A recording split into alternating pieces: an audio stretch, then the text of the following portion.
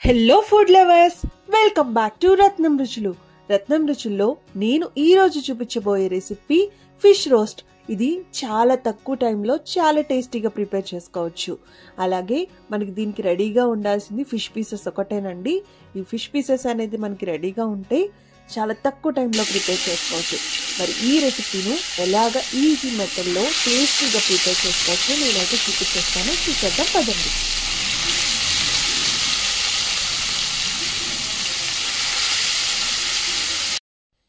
ఈ రెసిపీకు మనకు కావాల్సినవి చేప ముక్కలు అండి. నేను ఇక్కడ 1/2 kg చేప ముక్కలు తీసుకున్నాను. దాంట్లో నేను కొంచెం పసుపు యాడ్ చేసుకుంటున్నాను. అలాగే దీంట్లో 2 టేబుల్ స్పూన్స్ ఆఫ్ కారం యాడ్ చేసుకుంటున్నాను. సాల్ట్ యాడ్ చేసుకుంటున్నానండి. ఇక్కడ నేనైతే 1.5 table spoon of salt add చేసుకుంటున్నాను.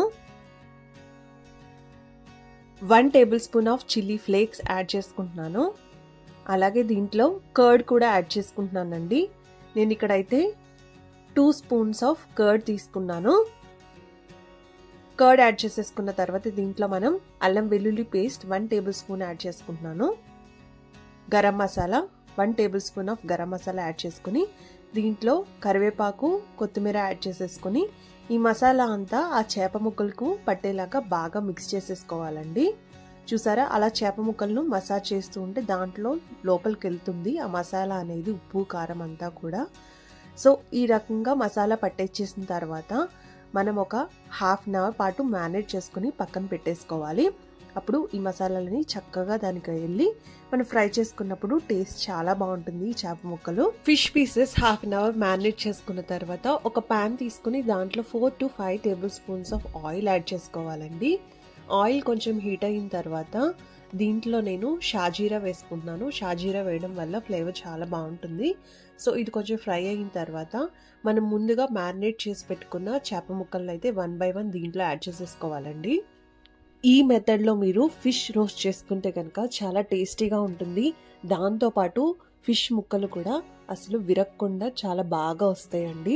యూజువల్గా చికెన్ రోస్ట్ కానీ చికెన్ ఫ్రై కానీ చేసినప్పుడు చేప ముక్కలు అనేవి విడిపోతాయి. అలా విడకుండా ఈ మెథడ్లో చేసుకోవడం వల్ల మీకు పీస్ అలాగే ఉంటుంది, చాలా టేస్టీగా కూడా ఉంటుంది. చక్కగా ఇలాగా ఫిష్ ముక్కలన్నీ వేసేసిన తర్వాత మనం ఒక 5 to 10 minutes పాటు 1 side కుక్ చేసుకోవాలి. నేను ఇక్కడ మిగిలిన మసాలా అంతా ఆ ఫిష్ ముక్కలకి రాసేస్తున్నాను. సో దట్ ఏమవుతుందంటే మనకి ఫిష్ రోస్ట్తో పాటు కొంచెం గ్రేవీ కూడా వస్తుంది. అది మనం ఊటి రైస్లో కలుపుకున్న చాలా బాగుంటుందండి దాని టేస్ట్. ఇప్పుడు మూత పెట్టుకుని ఒక 5 to 10 minutes కుక్ చేసేసుకున్నాము. సో ఇప్పుడైతే లిడ్ ఓపెన్ చేసి చూసాం కదా, చూసారా 1 side అయితే ప్రాపర్గా ఫ్రై అయిపోయింది. ఇప్పుడు ఇంకొక సైడ్ మనం ఫ్లిప్ చేసుకుని అది కూడా ఫ్రై చేసుకోవాలి. చూసారా 1 side అయితే బాగా ఫ్రై అయిపోయింది. మనం ఫ్లిప్ చేసినప్పుడు కూడా చూస్తున్నారా చేప ముక్క అనేది ఎక్కడ విడలేదు. సో ఈ రకంగా చాలా కేర్ఫుల్గా చేసుకోవాలి, లేకపోతే విడిపోయే ఛాన్స్ ఉంటుంది. చూసారా ఫ్లిప్ చేసినప్పుడు కూడా జస్ట్ ఇట్లా అనేసి దాన్ని ఫ్లిప్ చేయాలి. ఇంకొక సైడ్ కూడా మనం ఒక 15 minutes to 20 minutes ఫ్రై చేసుకుంటే సరిపోతుంది. సో యూజువల్గా ఫిష్ అనేది చాలా త్వరగా కుక్ అయిపోతుందండి. మనం ఫిష్ సెలెక్ట్ చేసుకోవడం కూడా చాలా ఇంపార్టెంట్. ఎప్పుడైనా ఫిష్ కర్రీ కానీ లేకపోతే ఫ్రై కానీ రోస్ట్ చేసినప్పుడు మనం ఎంత ఫ్రెష్గా ఉండే ఫిష్ని సెలెక్ట్ చేసుకుంటే అంత టేస్ట్గా ఉంటుంది కర్రీ. సో ఇలాగా ఒక 15 to 20 minutes అయితే ఇది ఫ్రై అయిపోవాలి. చూసారా 15 to 20 minutes అయితే ఫ్రై అయిపోయిందండి. ప్రాపర్గా అయితే కుక్ అయిపోయింది ఫిష్ అంతా.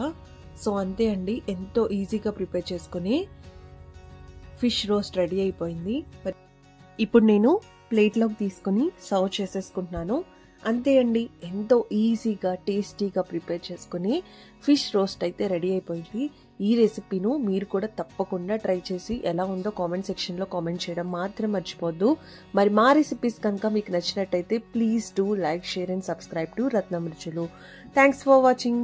Bye. See you in next video.